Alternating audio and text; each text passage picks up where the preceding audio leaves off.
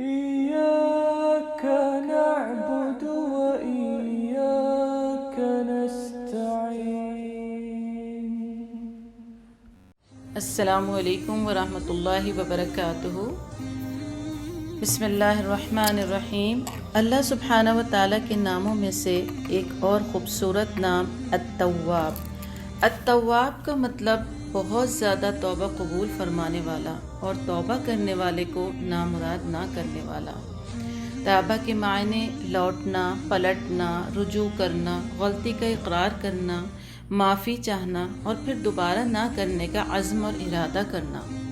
التواب اس نام کو پڑھ کر دل کے اندر ایک سکون اور امید محسوس ہوتی ہے، جیسا کہ سورہ زمر میں 53-54 آیت میں اللہ سبحانہ وتعالیٰ فرماتے ہیں قُلْ يَا عِبَادِيَ الَّذِينَ أَسْرَفُوا عَلَىٰ أَنفُسِهِمْ لَا تَقْنَطُوا مِن رَحْمَةِ اللَّهِ إِنَّ اللَّهَ يَغْفِرُ الذُّنُوبَ جَمِيعًا إِنَّهُ هُوَ الْغَفُورُ الرَّحِيمُ. اے میرے بندو، جنہوں نے اپنی جانوں پر زیادتی کی ہے، تم اللہ کی رحمت سے نا امید نہ ہو جاؤ. بالیقین اللہ سبحانہ و تعالیٰ تمہارے گناہوں کو بخش دے گا. واقعی وہ بڑی بخشش، بڑی رحمت والا ہے. دنیا میں ہر انسان توبہ کا محتاج ہے. ایک عام سوچ کہ توبہ تو نافرمانوں، گناہگاروں اور مجرموں اور اللہ سے غفلت میں پڑے ہوئے لوگوں کے لیے ہے، جبکہ مومنین تو سیدھے راستے پر ہیں. انہیں توبہ کی کیا ضرورت ہے؟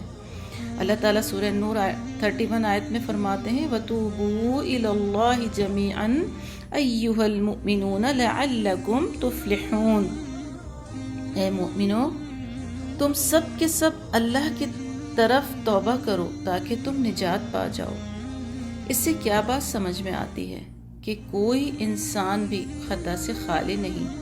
ہر ایک کو چاہیے کہ اللہ کی صفت التواب کو یاد رکھے، جیسا کہ سورہ البقرہ 37 میں اللہ تعالیٰ فرماتے ہیں فَتَلَقَّىٰ آدَمُ مِن رَّبِّهِ كَلِمَاتٍ فَتَابَ عَلَيْهِ إِنَّهُ هُوَ التَّوَّابُ الرَّحِيمُ.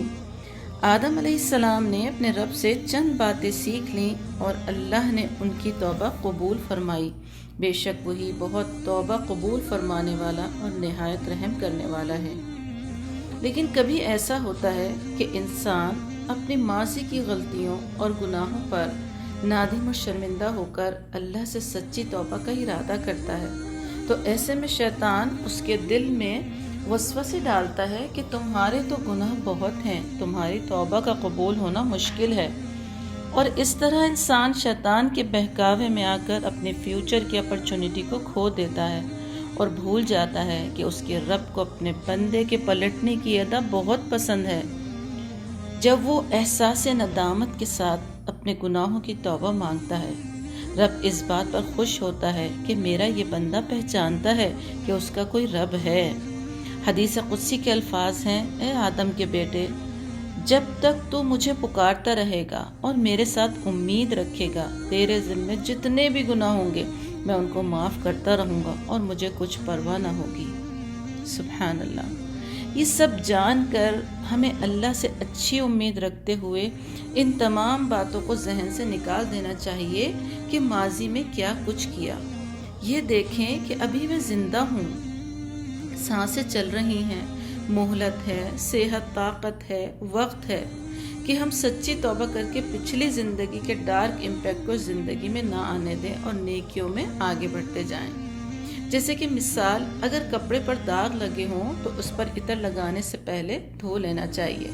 اسی طرح اگر گناہ ہو جائے تو اس کو دھونے اور صاف کرنے کے لیے سچی توبہ اور نیکیوں میں تیزی کرنی چاہیے، اور پھر تسبیحات، اذکار کرنا، ایسے جیسے کہ عطر لگانا، خوشبو لگانا. سبحان اللہ.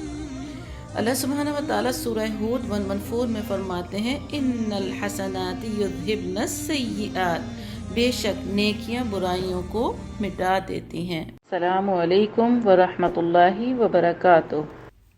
For more upcoming videos, please subscribe, press the bell icon, and don't forget to like, share, and comment.